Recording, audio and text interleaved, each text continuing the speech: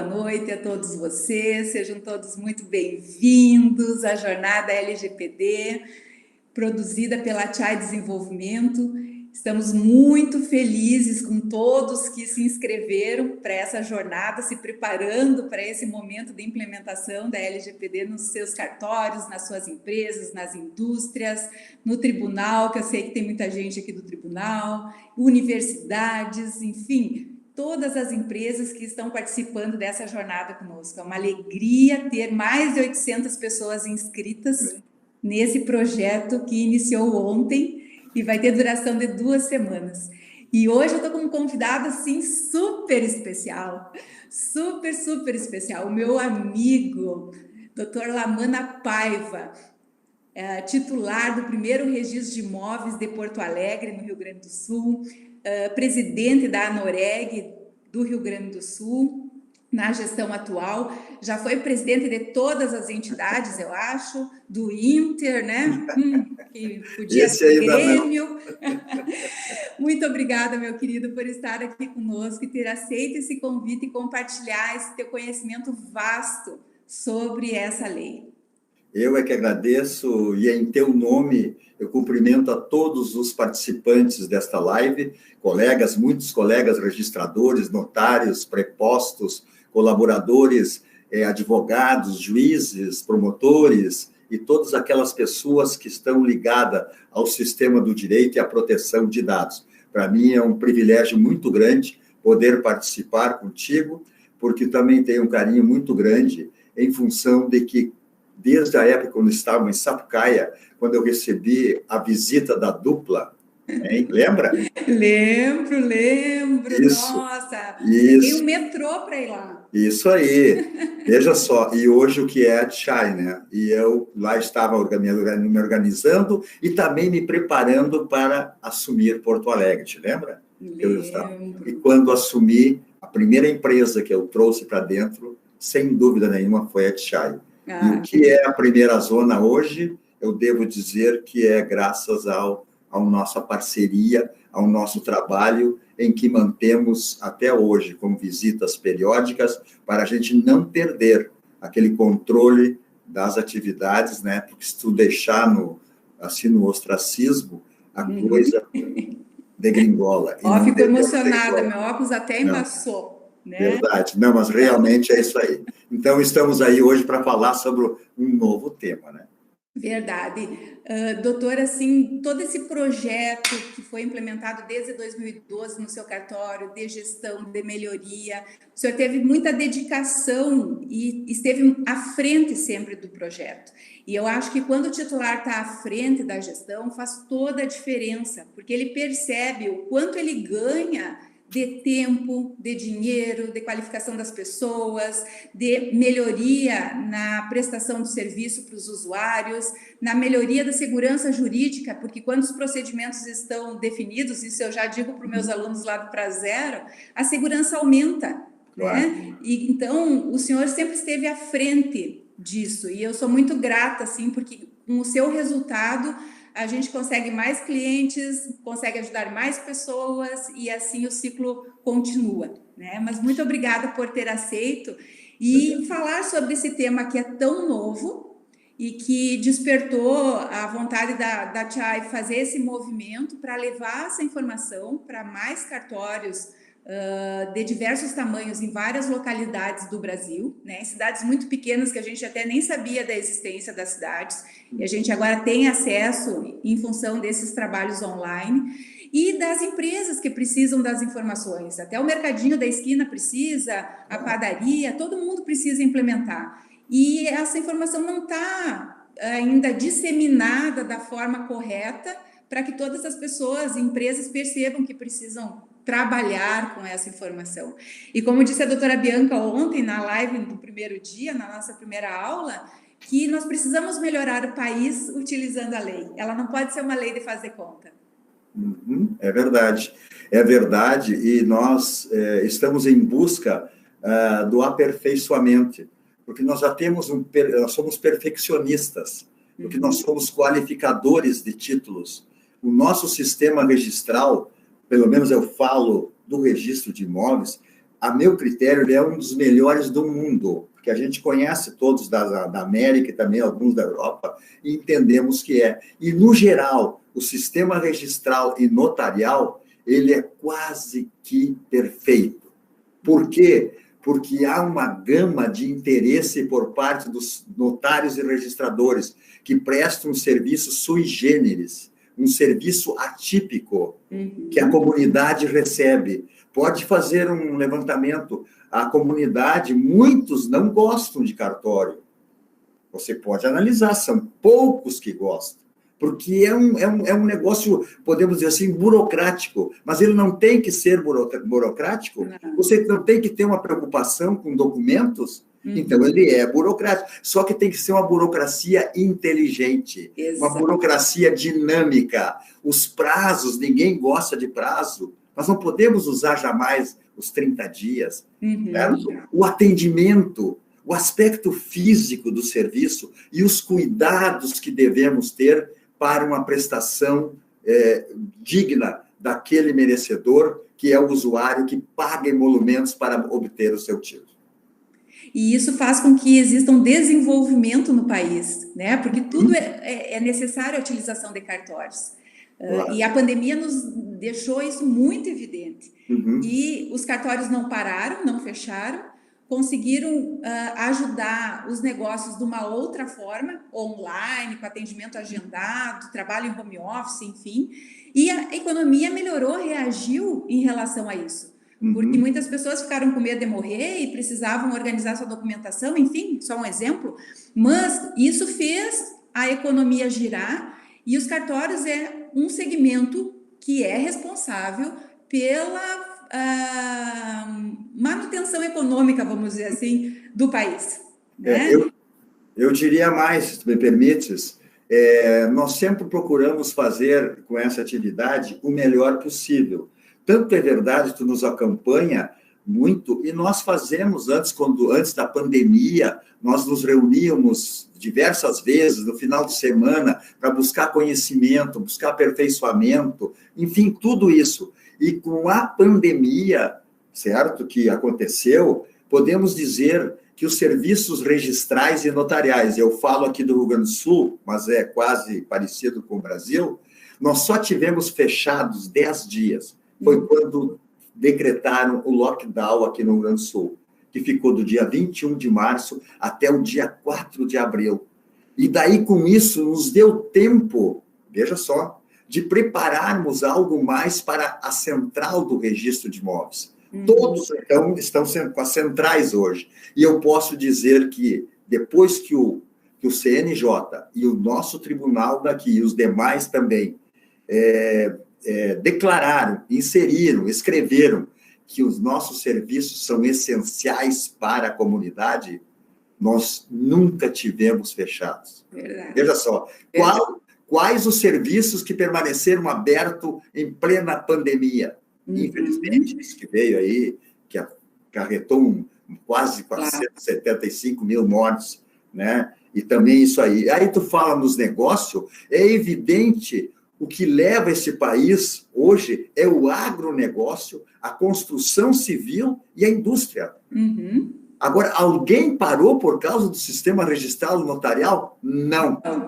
Não parou em nenhum momento. Nós sempre tivemos ou presencialmente e remotamente, tá? Ou, digamos, com os dois, ou presencialmente, como é o caso de hoje. Mas nunca deixamos de atender o usuário. Então, os únicos que tiveram abertos realmente foram as atividades notariais e registrais. E com isso, Denise, eu quero te dizer também que tudo vem somando, por isso nós estamos crescendo também nessa parte, né? Esses 15 meses, a meu juízo, nós crescemos 10 anos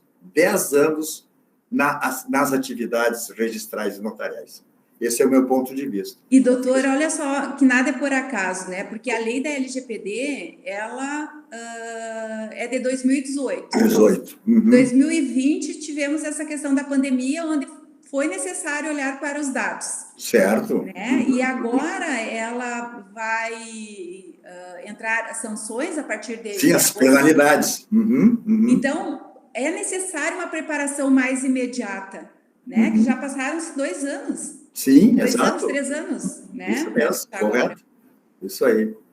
O que o senhor já implementou aí no cartório dessa lei? Bem, eu antes de mais nada, queria dizer que a Lei Geral de Proteção de Dados, ela veio para proteção e a tutela dos direitos privados. Uhum.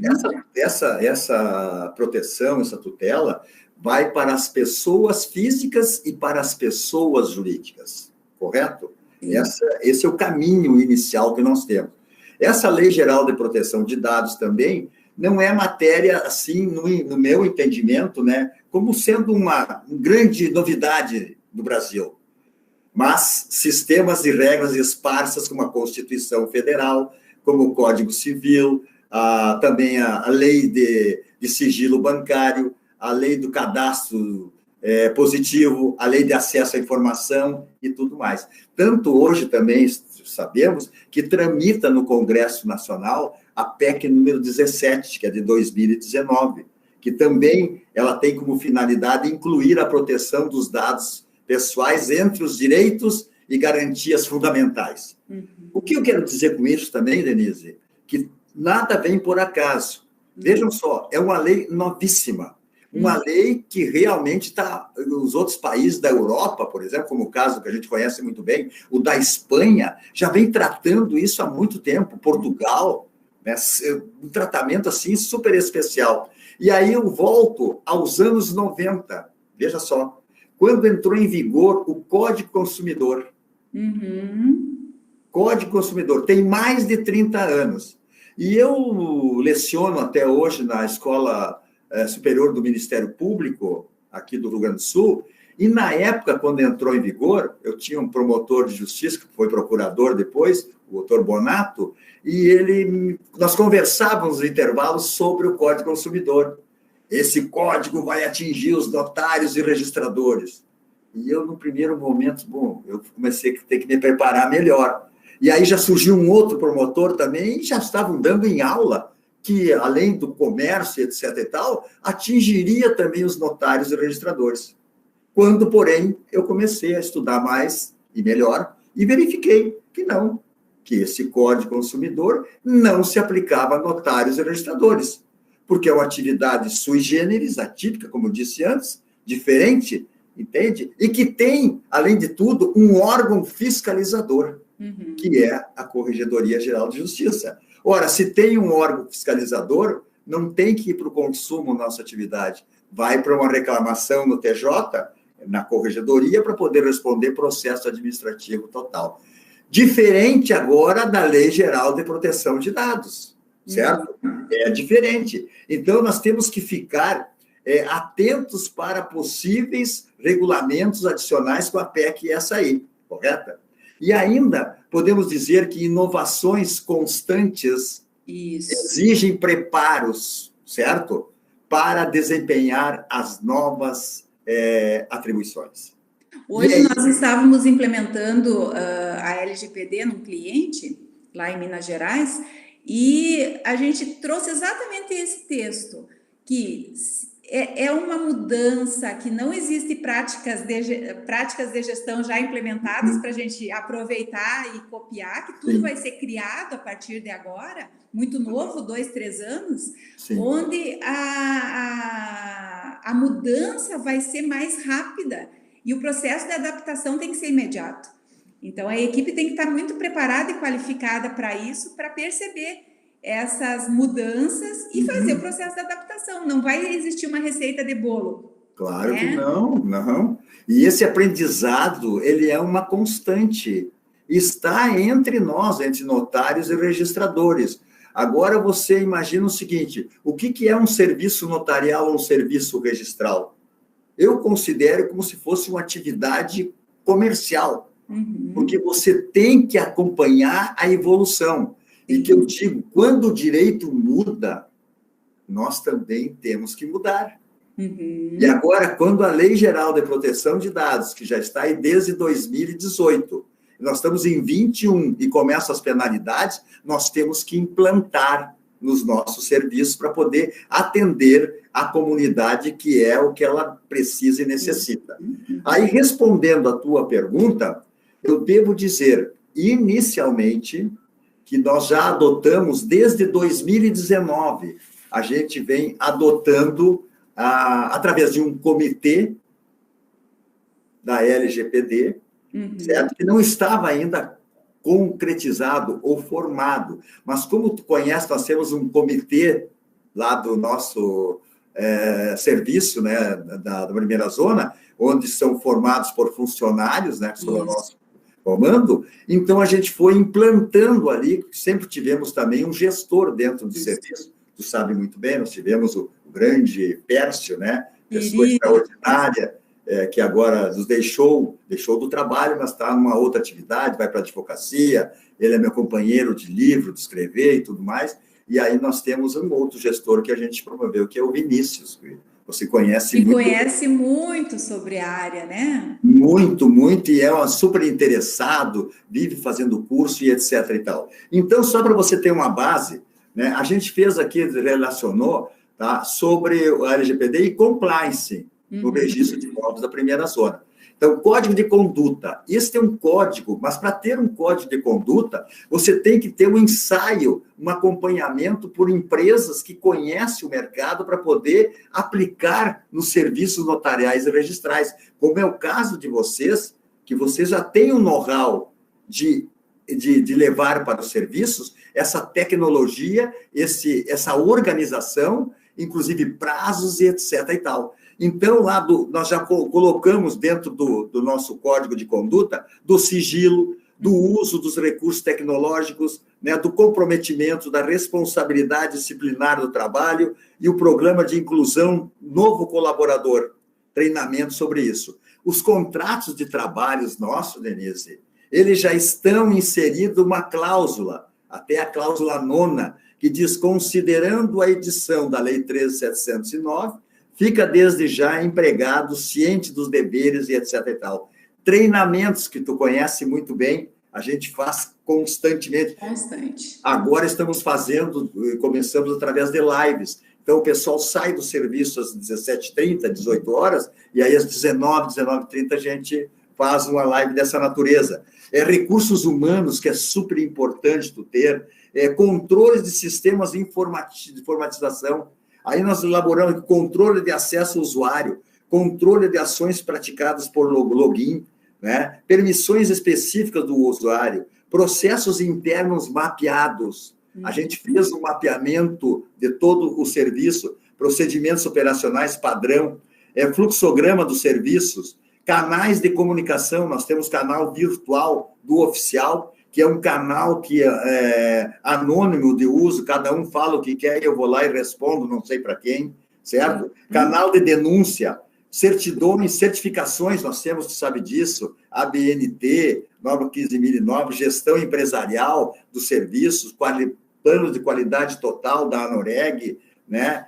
Cumprimento total da legislação sobre a Lei 6.015, a 8.935, a nossa consolidação normativa, notarial e registral. E agora, para atender mais ainda e entrar realmente, nós estamos em andamento alguns detalhes. Por exemplo, a reestruturação do site, permissões, consentimentos, aba só para LGPD. Importante. Que a nossa grande colega, a nossa registradora de escola, que é nada mais, nada menos do que quem? Bianca, que ontem deu uma aula sobre tudo, não só como organização, mas também como conhecimento sobre, não só da área registral, do registro de imóveis, mas também daquilo que nos acompanha, que nos acompanha e que é o acessório nosso, que é desde o provimento 74 lá, que, aliás, na época, houve uma choradeira total. Eu lembro. Lembra?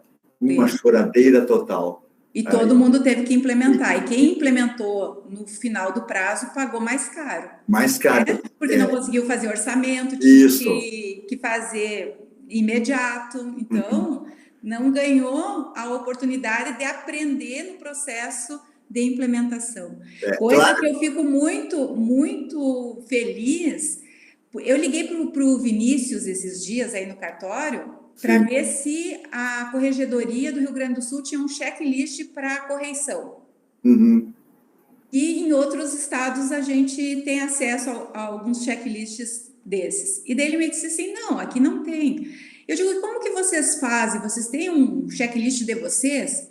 Diz ele, não, Denise, aqui a gente não precisa disso, a gente não se prepara para correição, está tudo dentro dos procedimentos. Eu digo, muito bem, Vinícius, excelente, porque se fizer parte do dia a dia do cartório, procedimentos, não tem que estar organizando nada, está tudo pronto. Isso, e aí tu tem que ser surpreendido, né? Bom, mas aqui agora nós conseguimos também, através da Noreg, né, que se publicasse as inspeções aonde seriam feitas durante o ano, que foi muito bom também. Uhum. Então, nesse aspecto, eu falava do provimento 74, claro, todos nós, inclusive eu, que eu tive que investir muito na tecnologia, na reprise, né, do computador lá do...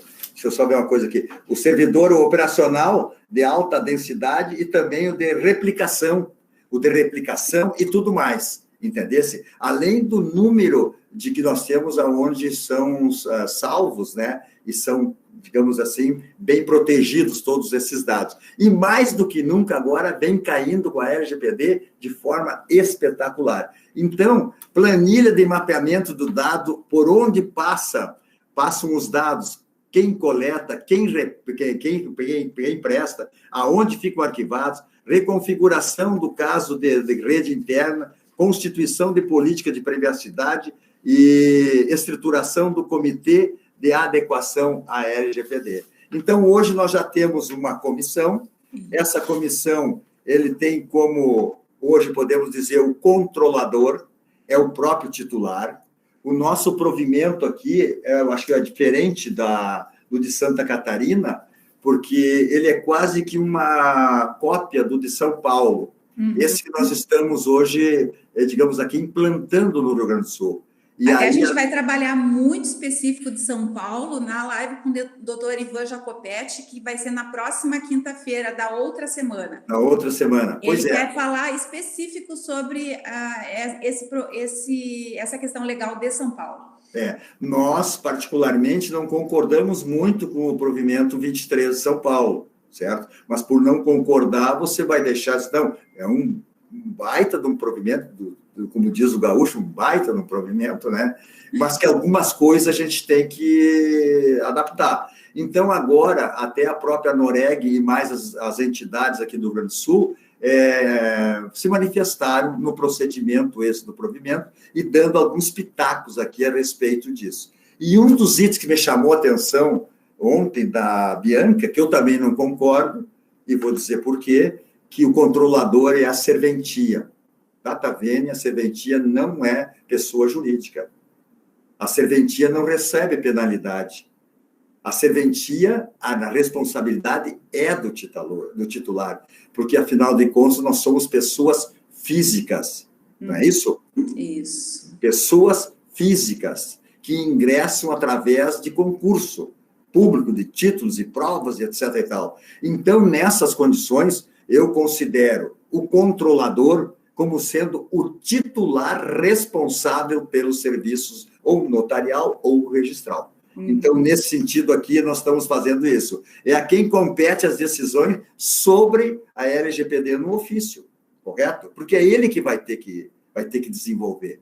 E o segundo também, que nós estamos também sugerindo, o encarregado, que é o colaborador do ofício ou prestador de serviço terceirizado, indicado pelo titular, que é o controlador, correto? E aqui, nesse aspecto aqui do encarregado, esses encarregados aqui, nós também podemos dizer que pode ser, sim, um preposto, correto? Tá? E aí nós vamos para o operador, tá?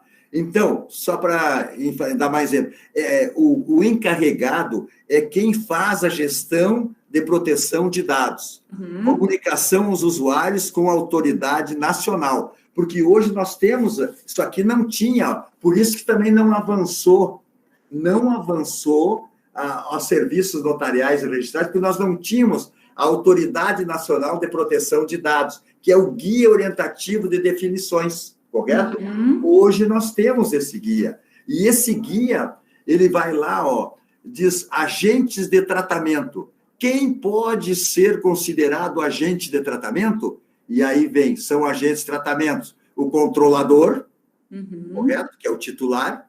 O operador de dados, que no caso hoje, para mim, aqui é o Vinícius, ou aliás, é o da TI, que é o operador, tá? E o encarregador é o Vinícius, que é o meu gestor. Então, eu vou cobrar, vai ser dele e da TI, e todos com responsabilidades, né? Então, diz aqui, só para não me alongar, não são considerados controladores autônomos ou conjuntos os operadores, os indivíduos subordinados, tais como funcionários ou servidores públicos das equipes de trabalho, uma organização que atuam sob o poder diretivo do agente de tratamento. Então, nesse aspecto aqui, é que o contrato escrito com o encarregado, por exemplo, eu não preciso fazer um outro contrato, porque eu já tenho o contrato de trabalho. O que eu vou fazer? Eu vou fazer um aditivo, um adendo ao contrato, né, justamente para se poder, então, dar sequência. Então, e fazer um ajuste lá na descrição de cargos para acrescentar essa função, né, para a pessoa. Então, vai fazer o ajuste na documentação interna também do cartório. Então, se o meu encarregado for o preposto, correto? Pode ser até um substituto, porque não? Pode ser o gestor, que eu tenho gestor, então lá será o gestor. Com ele, eu já tenho um contrato de trabalho. Então, eu vou fazer um aditivo e eu tenho termos de compromisso que eu adoto dentro do meu ofício, desde o dia 16 de novembro de 2011, quando eu assumi. Cada vez que assume um escrevente autorizado ou um substituto, ou o titular sai em férias, ou vai para um evento, etc. e tal, ele assume, tem um termo de compromisso. E assim eu vou fazer também para esse caso do encarregado e do operador. Eles vão ter que ter o seu compromisso em função da responsabilidade, né? E neste caso, o que eu vou fazer? Eu vou sugerir, eu vou ter um termo de nomeação. Eu vou nomear ele como o encarregado ou como o operador. Então, esse é um outro detalhe. Já o operador, pessoa natural ou jurídica, correto? E aí nós podemos ter empresas dos sistemas de cartório, por exemplo, a TI é terceirizada, que você conhece. Tá? O restaurador de livros, que também você conhece. Sim, tá? Eu não sei como é que ele consegue fazer aquilo. E agora está fazendo em casa, porque ele tem comorbidade, entendesse? E a gente dá todo o tratamento, entendeu? Todo o tratamento necessário mesmo. O senhor levou aquele laboratório todo para casa dele? Ele levou. Ele levou o laboratório, está lá fazendo os livros, etc. e tal. Correto? O pessoal tem que conhecer, é muito lindo esse trabalho, né? Não, é um Mas trabalho... faz toda uma recuperação histórica. Isso. E fica perfeito, não consigo entender, aquela folha toda rasgada, toda, às vezes até ruída de insetos, sim, né? E ele recupera e fica a folha como se fosse comprado um caderno novo no mercado. E ele recupera até o que está escrito, separado lá, e aqui ele vai fazendo aquela coordenação. Então, empresas de consultoria, como é o caso da Chai, entendesse? Como é o caso da Sky, né? E outros. Então, esses aqui são esses operadores aqui. Preposto é operador? Pela minuta do provimento, sim, mas pelo nosso entendimento, não é. Não é. Entendesse? O nosso entendimento é que não seja, então, esse operador. Os prepostos não são operadores, tais como eles atuam como longa-manos do registrador.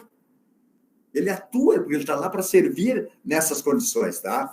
Então, Denise, só para a gente completar com a autoridade aqui, com o nosso ANPED, entendeu? Autoridade Nacional de Proteção de Dados, né? Nós temos aqui também no item número 58, aqui que diz assim, ó, nesse cenário, empregados, administradores, sócios, servidores e outras pessoas naturais que integram a pessoa jurídica e cujos atos expressam a atuação desta, não devem ser considerados operadores, tendo em vista que o operador será sempre uma pessoa distinta do controlador, isto é, que não atua como profissional subordinado, este como membro de seus órgãos, como é o caso da TIAI, como é o caso da ATI, como é o caso da Sky, correto?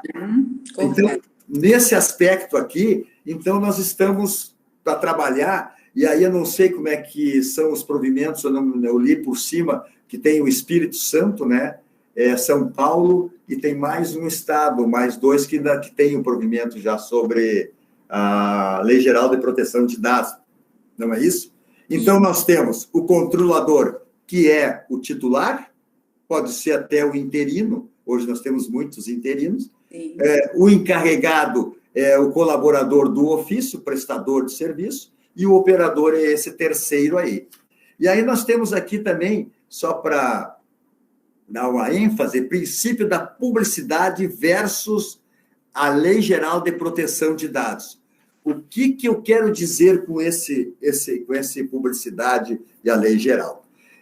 Quando mudou a Lei 6.015, que nós tínhamos aquele sistema arcaico, lá em 73, 74, e aí em 75 entrou em vigor a lei em 76, tá? O que a lei mudou? Ela não mudou quem era proprietário, deixou de ser proprietário. Não mudou quem era registrador e deixou de ser registrador. Não mudou quem era credor e passou a devedor. Nada disso. O que mudou foi a sistemática. A sistemática aqui do manuscrito veio para o datilografado. E do datilografado veio para o PC. Lembra aquele PC 386?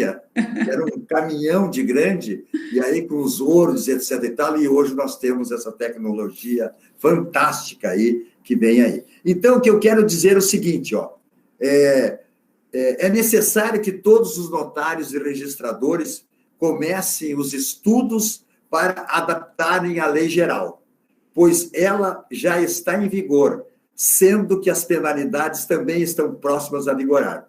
Ressalta-se que a única categoria, veja só, por isso que nós temos que valorizar, por isso que o CNJ e os tribunais, corregedoria, disseram que nós somos serviços essenciais e úteis para a comunidade.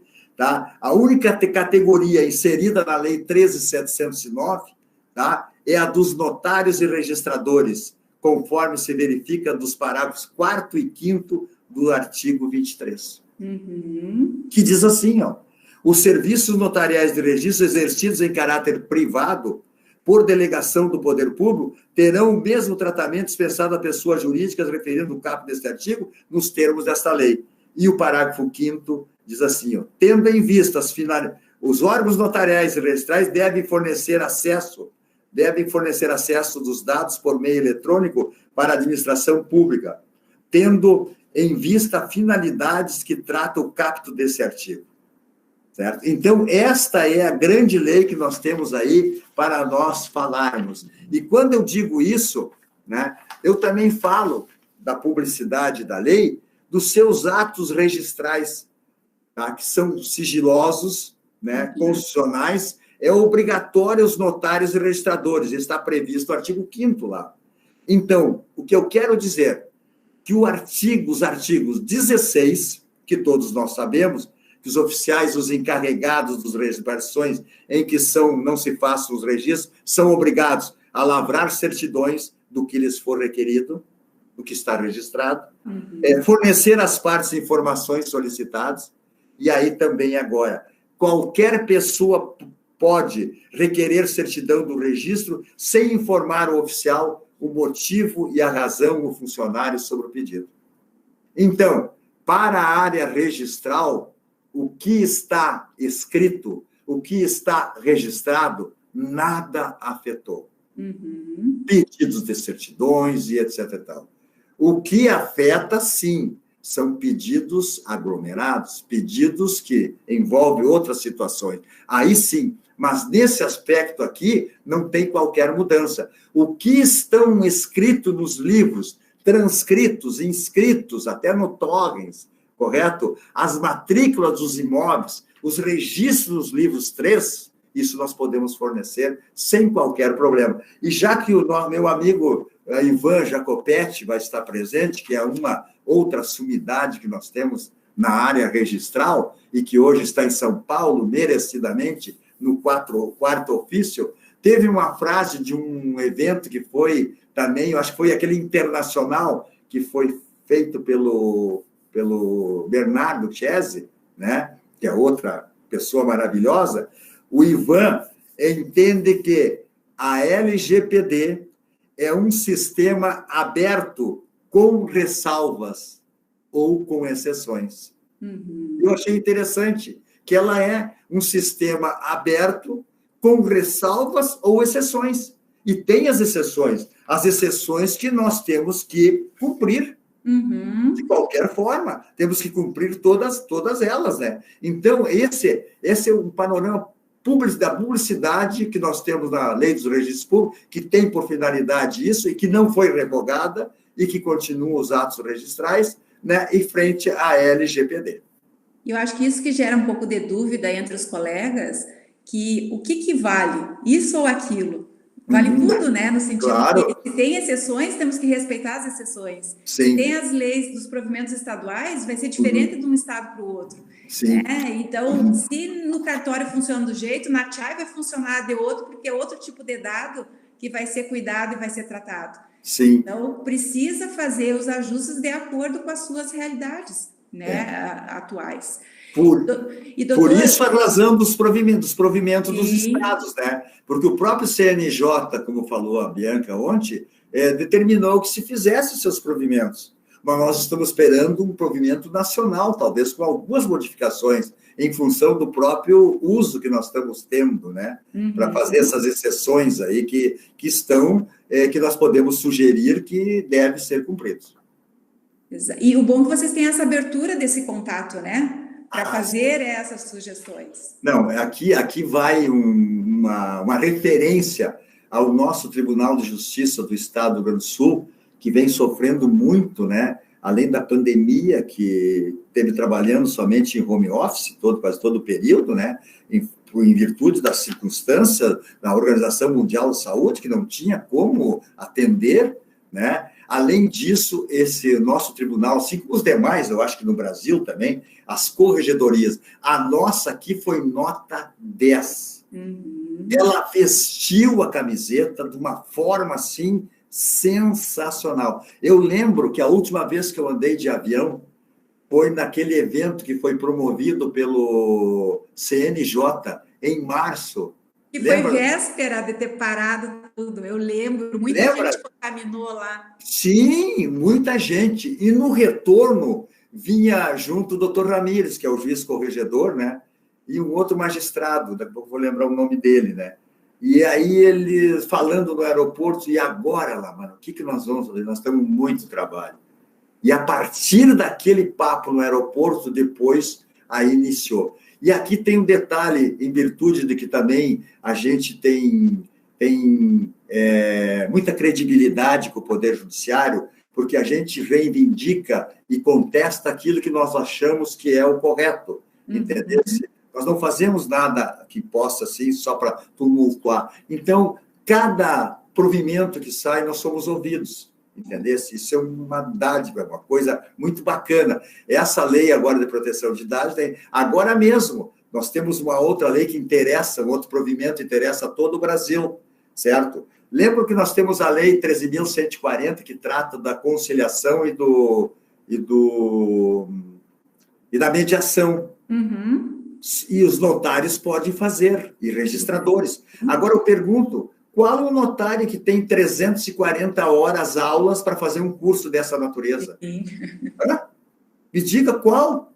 Nós falei, curso nós já fizemos dezenas de centenas, e estudamos muito. Entendesse? O valor que é dado para isso, para uma conciliação ou para uma mediação, não diz nada, é ínfimo, não tem como. Não é que nós não queremos, nós queremos sim, mas tem que ter uma certa, digamos assim, um certo valor para a gente poder também assumir. Agora mesmo, nós aqui íamos fazer um curso com a Júris, não saiu esse curso em função de que não teve candidato, entendeu? Por causa do tempo. Então, nós pedimos, lá em 2017, para que mudasse. Aí, agora, o Conselho Nacional de Corregedores, com a iniciativa espetacular, eu acho que partiu de Santa Catarina, se não me falha a memória, viu?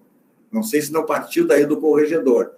Tá? E aí entraram no CNJ, e o CNJ agora encaminhou para as corregedorias, e nós recebemos agora, essa semana passada, para nós darmos a nossa opinião. Então, nós estamos sempre presentes para isso aí. Isso é muito bom quando a gente trabalha em comum, que é... Porque tanto o tribunal quanto os titulares, eles precisam olhar para a sociedade. O que é melhor para a sociedade, né? Sim. E trabalhando em conjunto, o resultado é mais rápido, mais efetivo. Sim. Olha a desjudicialização. Exato. Olha o que o Poder Judiciário poupou de processos e de dinheiro esse tempo que nós estamos aí. Se não me falha a memória, já estamos em 2.600.000 processos que eram do Judiciário, passaram para a área notarial e registral com a desjudicialização. Se cada processo custa R$2.000 para o Poder Judiciário, então são 5, 6 bilhões que foi economizado. É muita coisa. Sem falar na agilidade, né? Sem falar na agilidade e o custo-benefício também. Tá? Esse Doutor, ontem nós recebemos muitas perguntas e daí também a gente resolveu abrir, nós temos uns grupos do WhatsApp e resolvemos abrir 1 hora hoje, do meio-dia até a 1, para o pessoal colocar as perguntas. Lotou. Porque são vários grupos, né? Sim. E daí a gente selecionou algumas perguntas para o senhor responder. Correto. Para ajudar com que as pessoas percebam já imediatamente o que podem implementar lá na sua empresa, no seu cartório, enfim.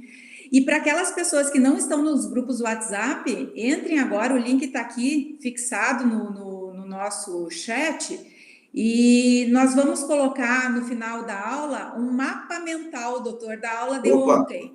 Boa, ótimo. Onde nós temos um profissional que ouve a live e faz o desenho do que aconteceu na live, com as informações importantes, e a gente vai disponibilizar ali no grupo do WhatsApp. Que legal. Sem falar na lista de presença, né? Que no final da live a gente disponibiliza ali, o pessoal preenche, muitas pessoas preencheram já, até para garantir o certificado no final da jornada, para usarem esse certificado como já uma parte de treinamento, né? Claro. Tem vários colaboradores de cartório aqui também, de empresas participando.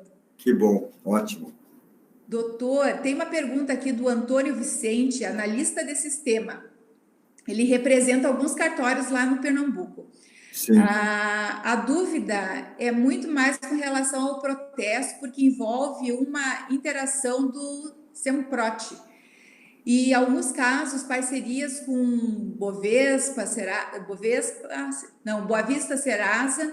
E caso haja alguma falha neles, em relação a vazamento de dados, como isso pode afetar o cartório?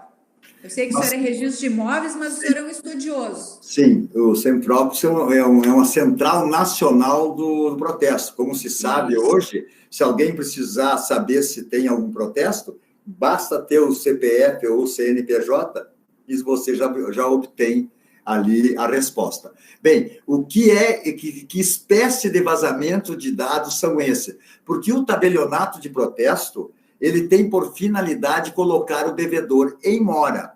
E isso não tira pela Lei 9.492, que é a lei de protesto, qualquer ferimento, mesmo com a LGPD, com os dados ali referidos. Porque para emitir um título, para emitir um boleto, certo? Você tem que ter os dados necessários da pessoa, que é o nome completo, e aí o CPF ou o CNPJ, e o endereço para se poder fazer a intimação. E quando ele é intimado, o devedor, todos nós sabemos, se ele não pagar em 3 dias, aqui no Rio Grande do Sul, 3 dias úteis, outros estados pode ser 3 dias a partir da intimação, depende das suas organizações judiciárias, né? Então, aí ele é protestado. Até o momento do protesto não se pode dar informação.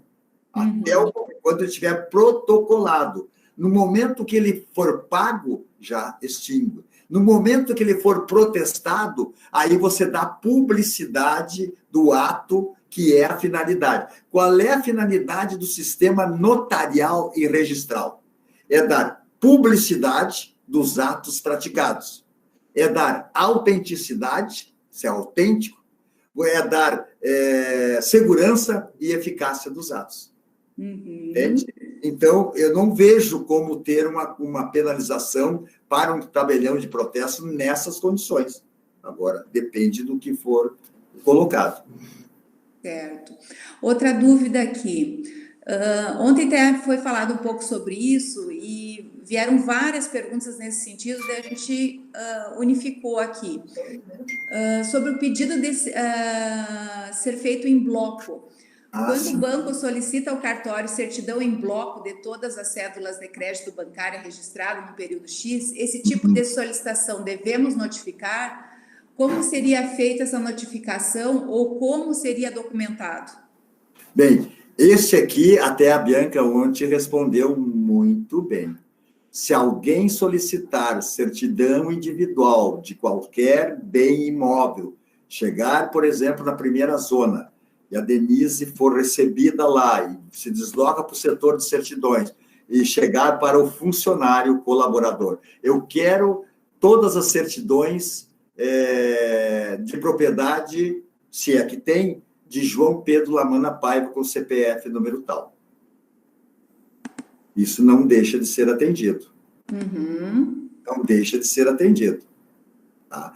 Agora, se a Denise chegar lá, eu quero certidão de todos os proprietários do edifício Brasília, número 98. Onde tem o ofício. Aí é em bloco. Aí já não posso fornecer. Aí tu vai ter que requerer e justificar. Definir a finalidade. Né? Definir a finalidade. O sistema espanhol, né, ele é bastante interessante, já vem disso há muito tempo. Eu já ia comentar sobre isso. Isso, há muito tempo, viu? Lá para vocês querer saber se fulano de tal é proprietário, quando não é a pessoa, você tem que requerer para o titular, o registrador, ele analisa e aí vai deferir ou não deferir. Exatamente. Isso aí. Nós não temos isso em função desse artigo 17 da Lei 6.015. Qualquer pessoa pode solicitar certidão sem informar ao colaborador ou ao titular o motivo e a razão do pedido. Agora, esse aqui é em bloco. E quando for em bloco, aí não entendo que não é possível sem a justificativa. Tem que requerer. Entendi. Muito bom. Uma outra pergunta do senhor Manuel Cândido Filho, substituto do 5º Ofício de Imóveis de Fortaleza, Ceará. Viu como o pessoal está bem diversificado aqui? Isso. Ele faz 2 perguntas. Uma, a serventia pode ter mais de um operador? Eu acho que o senhor já respondeu. Já respondi. Isso aí sim, já está respondido isso aí. Sobre o operador, que é terceiros, né? Que seriam o TI, isso, a o dono do software, isso, quem dá assessoramento, a contabilidade externa. Contabilidade, tudo. O encarregado pode ser um colaborador que realize tratamento de dados pessoais, como, por exemplo, um funcionário responsável pelo lançamento dos dados do indicador pessoal e pela elaboração dos atos nas matrículas e livros 3 auxiliar? Bem, aí nós temos que fazer uma grande distinção, viu? Grande distinção. Uma delas é sobre o responsável pelos atos, pelos dados pessoais de cada um. Se você tem uma anotação, por exemplo, a pessoa manda um e-mail solicitando uma certidão, isso não é registro. Isso são dados pessoais que você tem que não pode revelar. Agora, se você tem atos registrados dentro do teu serviço, tudo aquilo que estiver nos indicadores pessoal, real, livro 3, livro 2, registro geral, e mais os livrões, Isso sem problema nenhum. Você pode informar, sim. O que não se pode é retirar dados desses atos que são praticados.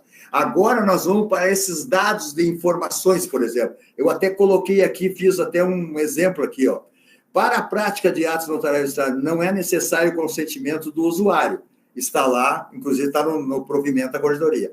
Arquivo em classificador próprio, agora vem. Para fins de organização de localização de documento virtual ou físico, gerado em decorrência da lei geral, deverá ser arquivado em conjunto. E depois vem aqui, ó, o seguinte: as informações em blocos que delas das circunstâncias, caracterizar a finalidade, tratamento de dados, contratos contrários à lei geral, acesso será negado por meio de fundamento. Então, nessas condições aí, tem o responsável desses dados, que talvez seja até o empreendedor, como é que se diz ali, onde é que está agora, deixa eu só ver uma coisa, que é muita coisa para um só, né?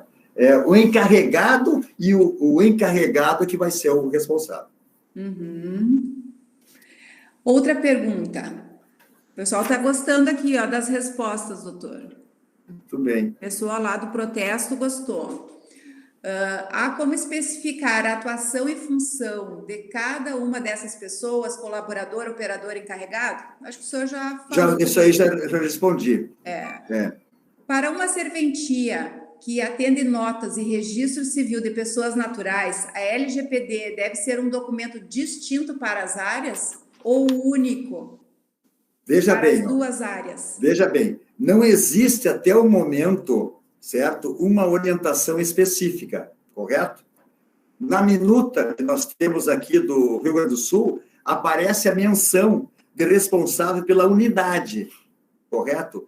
E veja bem, e eu acho que está perfeito, porque eu, por exemplo, tu nos conhece bem, eu era oficial dos registros públicos de Sapucaia do Sul. Uhum. Eu tinha, como diziam o pessoal, um monopólio de cartórios.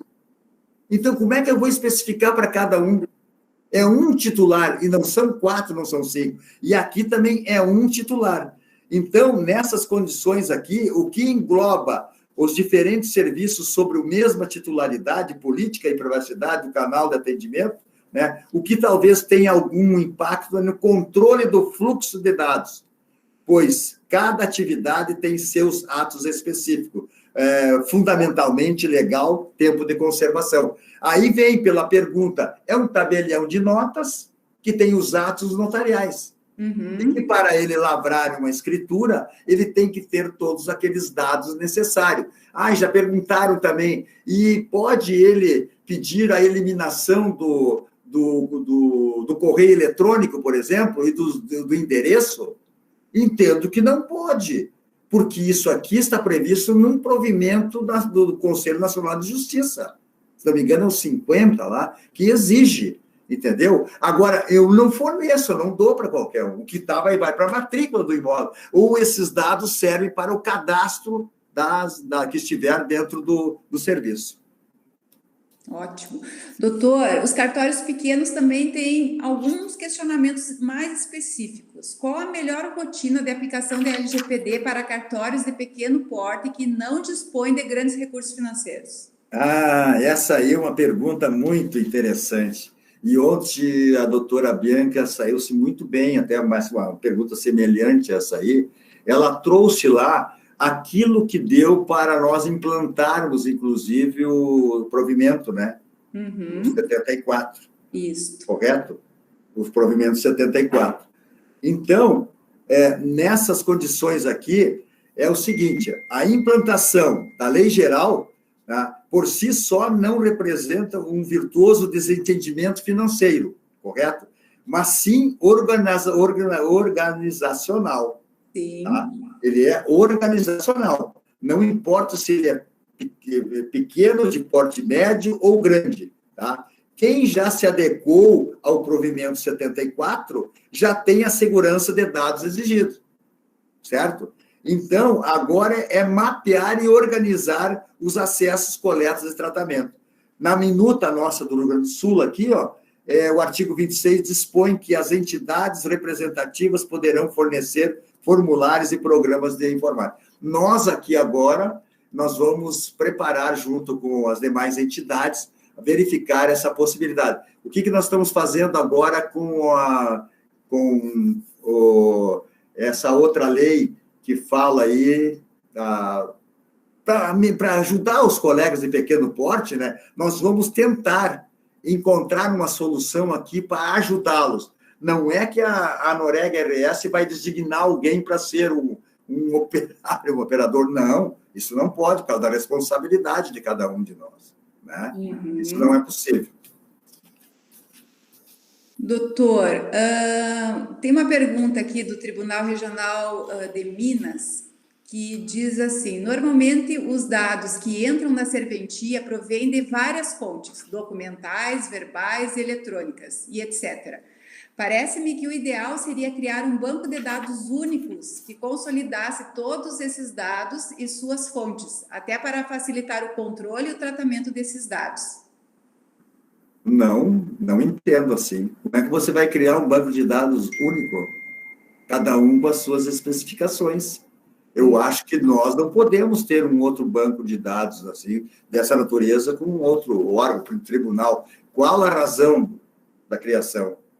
Vejam só o seguinte também, Denise, como é difícil o negócio. Como nós estamos com a matéria nova, né? Olha o hack que o Tribunal de Justiça que nós sofreu. Exatamente. Olha só, quanto tempo ele demorou para recuperar? Eu digo o seguinte... Muitos dias, né? Como? Muitos dias, foi desesperador. Foi muitos dias. Eu digo o seguinte, olha só o que eu vou dizer. Em função do provimento 74, a primeira zona do registro de imóveis talvez leve, no máximo, 1 dia para recuperar tudo. Mas por quê? Porque nós temos interesse, claro que os outros também têm, mas a gente buscou fazer o melhor e temos responsabilidade. Não é que o tribunal não tenha, tem responsabilidade, sim, e muita, correto? Teve uma infelicidade a toda a prova, mas para você ver como foi útil o provimento. Nós, hoje, os colegas, a Bianca deve recuperar em 1 hora o sistema dela, entendesse? Porque ela sempre primou pelo perfeito.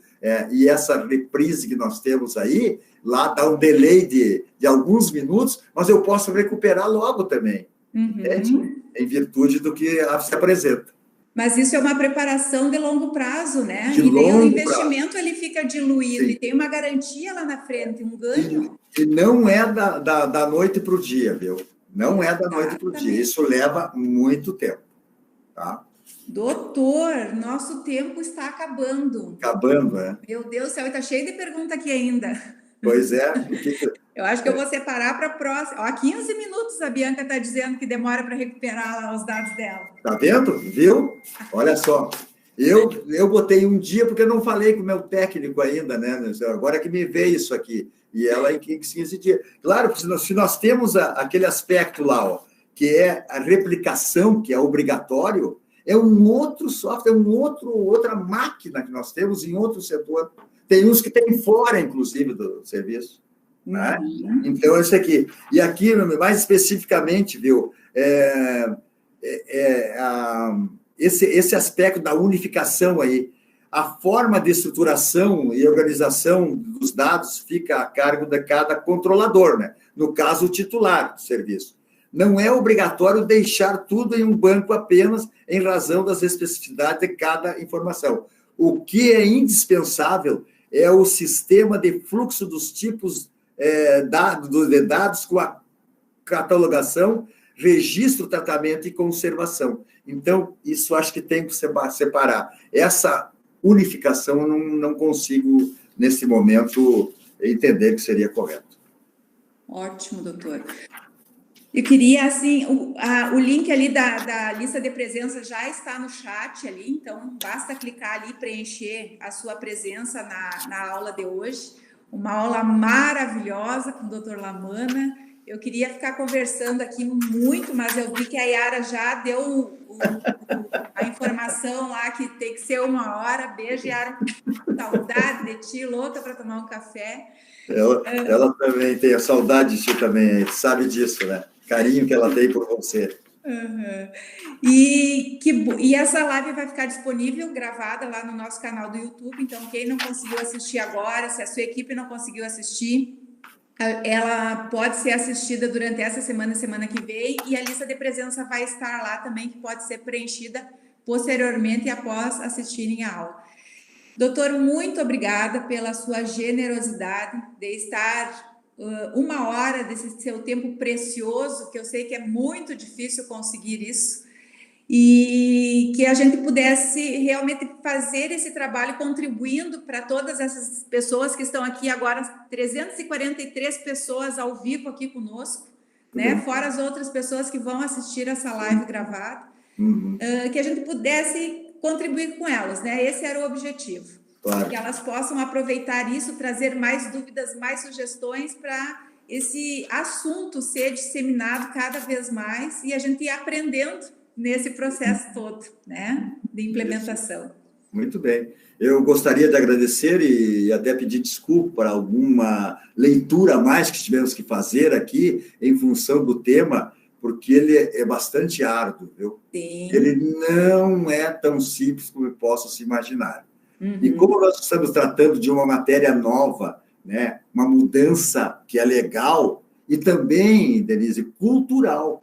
Isso. Sabe que o problema do Brasil não é governos, não é isso, não é aquilo, políticos, né? Nosso problema no Brasil é cultural. É o que falta muito para nós. E nesse aspecto agora aqui, é uma familiarização que nós vamos ter com a cultura. A cultura está vindo para o Brasil e nós temos que implantar. Não adianta. Todos ganham. Todos ganham, sem dúvida nenhuma. E aí, por isso que a nossa atividade ela é um trabalho e que é dignificante, né? E que transmite a segurança jurídica dos atos que praticam, né?